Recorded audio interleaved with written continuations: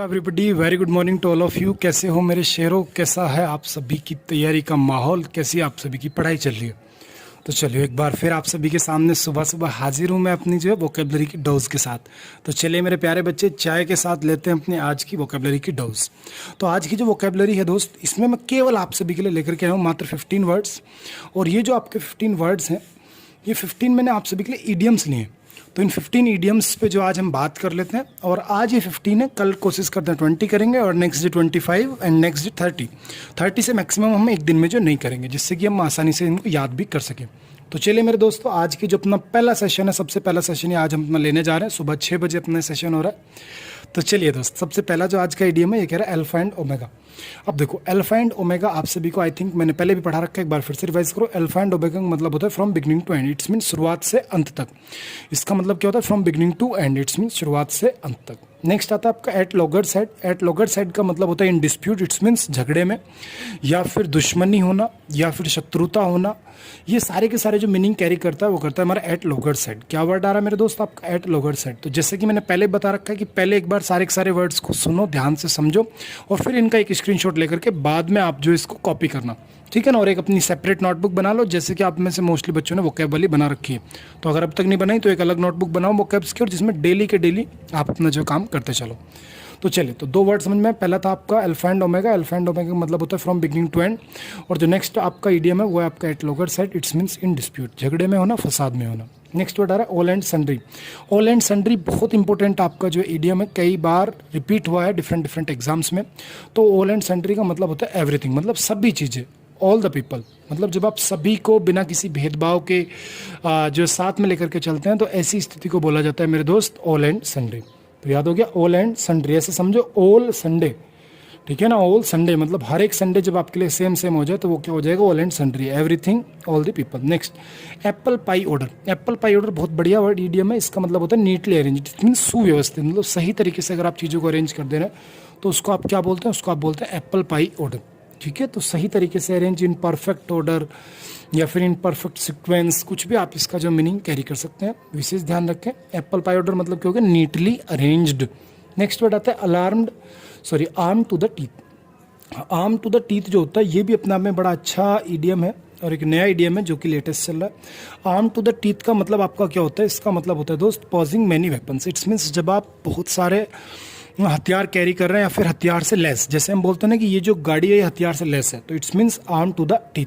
जब भी कभी कोई भी चीज़ हथियार से लेस होती है तो उसके लिए वर्ड क्या आता है हमारा? Arm to the teeth. तो याद रहेगा ना, आर्म टू द टीथ का मतलब क्या होता है? पॉजिंग मैनी वेपन्स, याद रहेगा। नेक्स्ट वर्ड करा बिहाइंड बार्स। बिहाइंड बार्स का मतलब होता है इन प्रिजन, मतलब जेल में। अगर कोई इंसान जेल में है तो उसको बोलते हैं बिहाइंड बार्स, याद रहेगा। बिहाइंड बार्स, ऐसे याद रखो, बार के पीछे क्या होते हैं? जेल होती है। ऐसे याद रखें कि अगर आप किसी बार में जाते हैं और आप मज़े करते हैं वहाँ पे, और आपके पास पैसे नहीं है देने के लिए, तो बार वाले फिर क्या काम करते हैं? बर्तन साफ़ करवाते हैं ना। तो बर्तन साफ़ करवाने के लिए एक तरीके की वो बर्तन साफ़ करने वाले क्या है? उसकी जेल है। तो याद रहेगा ना। तो बिहाइंड बार का मतलब क्या हो गया? In prison. कि बार के पीछे क्या है भैया? प्रिजन है। मतलब बार के पीछे है तो मतलब क्या है कि वो इंसान किस चीज़ में भाई? जेल में। Next better half. Better half का मतलब होता है भाई वंस स्पॉन्स। वंस स्पॉन्स का मतलब होता है पत्नी। आप ऐसे याद रखिए, पत्नी को क्या बोला जाता है हिंदू समाज में? अर्धांगिनी। हिंदू समाज में पत्नी को हम क्या बोलते हैं? अर्धांगिनी है वो मेरी, ठीक है। तो अर्धांगिनी क्या हो गया मेरे भाई? हाफ है बिल्कुल। जो काम मैं कर सकता हूँ, मेरे हाफ काम कौन कर सकती है? पत्नी कर सकती है। तो बेटर हाफ मतलब वंस स्पॉन्स, अर्धांगिनी। नेक्स्ट वर्ड आ रहा है bite the bullet. Bite the bullet का मतलब होता है भाई to face something unpleasant. It's means किसी भी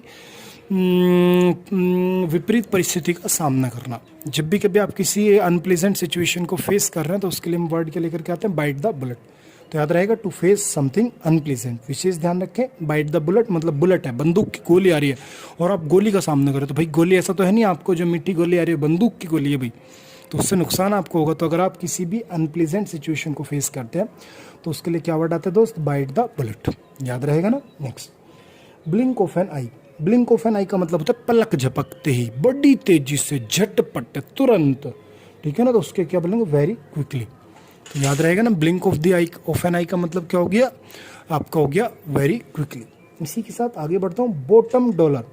अब देखो, बॉटम डॉलर बहुत इंपॉर्टेंट चल रहा है इसको बच्चा समझ ही नहीं पाता कि ये क्या हो सकता है, और बहुत ही ज़्यादा इंपॉर्टेंट है। बॉटम डॉलर का मतलब क्या होता है? द लास्ट पेनी, मतलब जो अंतिम पैसा होता है। सपोज करो आपका पर्स है, उसमें लास्ट 100 रुपीज़ बच रहे हैं, तो वो जो लास्ट 100 रुपीज़ है जिनको आप खर्च करने वाले हैं, या फिर जो आपके पास लास्ट में बचे हुए हैं, उनके लिए हम वर्ड क्या लेकर के आते हैं? Bottom dollar.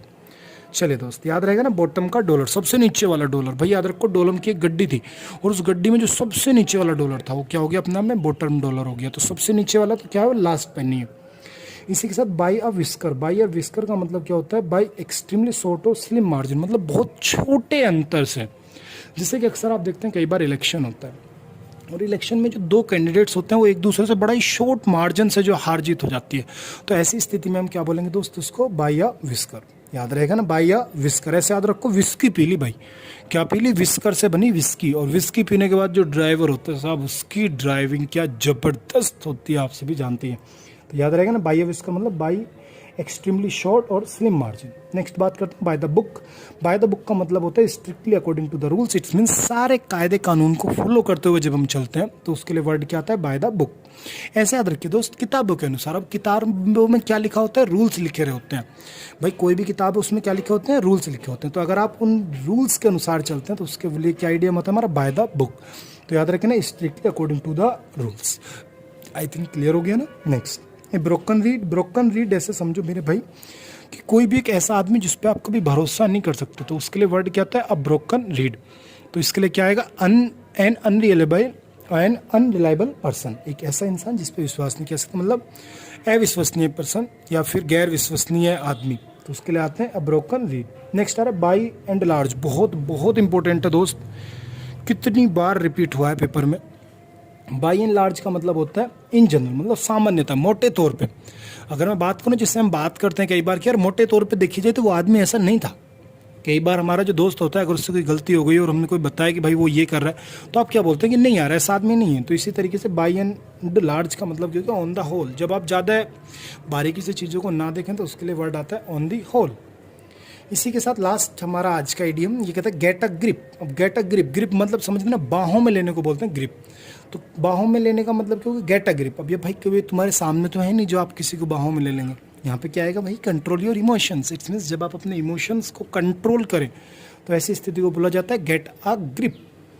याद रहेगा ना कि जब आप अपने इमोशंस को ग्रिप में ले लें। ग्रिप में आपको किसको लेना है? अपने इमोशंस को ग्रिप में लेना है। तो गेट अ ग्रिप का मतलब क्या हो गया? Control your emotions. चलिए, तो आई होप हम आप सभी को सारे समझ में आएंगे। जल्दी से एक बार मेरे साथ रिवाइज करो। अब भी याद करना है, हर दिन चाय के साथ ये वोकैब्स याद करके ही उठना है साहब, अदरवाइज हमें बिस्तर नहीं छोड़ना, ठीक है ना। रूल बना लो भाई, अगर सफल होना है, इंग्लिश आपको बढ़िया करनी है, तो बिस्तर पे से जब उठना है कि जब चाय के साथ ये सारे के सारी वोकैब्स हमारी तैयार हो जाए, याद हो जाए, ठीक है। याद करने के बाद इसका स्क्रीनशॉट लो और फिर उसको कॉपी में नोट डाउन किया करो, जिससे कि प्रॉपर आपके पास नोट्स रहें और आप रिवीजन भी टाइम टू टाइम करते रहें। चलिए एक बार रिवीजन करो जल्दी से मेरे साथ। सबसे पहला था alpha and omega. Alpha and omega का मतलब क्या था? From beginning to end, it's means शुरुआत से अंत तक। सेकेंड था at logger side, it's means दुश्मनी होना, इन डिस्प्यूट, फसाद में होना, झगड़े में होना, दुश्मनी होना, कुछ भी आप ले सकते हैं, इन डिस्प्यूट। नेक्स्ट है all and sundry. All and sundry आप जानते हैं एवरीथिंग, मतलब बिना किसी भेदभाव के सब कुछ। Next apple pie order, it's means in perfect order, सही तरीके से अरेंज होना। Alarm to the teeth, arm to the teeth का मतलब होता है मेरे भाई हथियार से लैस, इट्स मीन्स हथियार रखना। नेक्स्ट वर्ड आ रहा है बिहाइंड बार्स, तो बार के पीछे क्या होती है भाई? जेल होती है, तो इन प्रिजन।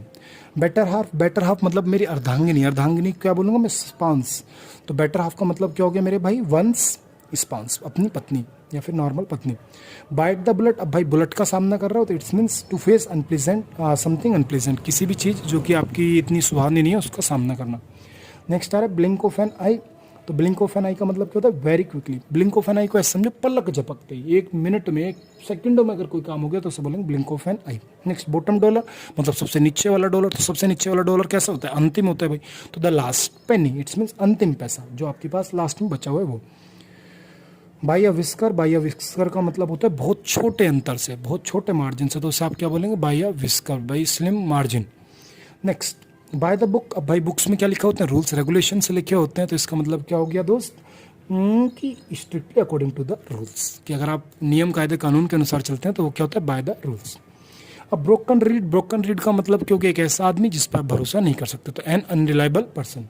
नेक्स्ट आता है बाय एंड लार्ज, तो on the whole in general, मतलब मोटे तौर पर सामान्यतः। लास्ट गेट अ ग्रिप, तो आपको ग्रिप में क्या लेना है, अपने इमोशंस को लेना है, भावनाओं में नहीं बहना। कई बार हम भावनाओं में बह के बहुत गलत डिसीजंस ले लेते हैं, तो आपको उन सबसे बचना है। खैर, आई होप ये सारे के सारे जो आज के ये इडियम्स की डोज मैंने आप सभी को दी है, ये आप सभी को जो बिल्कुल असर करेगी और आपकी जो इंग्लिश की समस्याएं हैं उसको बिल्कुल दूर कर देगी। तो प्यारे बच्चों, इसी तरीके से आप ये डोज को रेगुलर लें, जिससे कि आप जो है स्वस्थ हो सके और आपकी इंग्लिश भी स्वस्थ हो सके। तो be healthy and be stay at your home and be safe. चलिए तो दोस्तों, बढ़िया लगी है तो जल्दी से लाइक शेयर सब्सक्राइब करो, ज़्यादा से ज़्यादा शेयर करो, जिससे हर बच्चे की इंग्लिश की जो ये बीमारी है उसको मैं बढ़िया बढ़िया डोज देके सही कर सकूं। तो चलिए, bye bye, take care, wish you all the very best.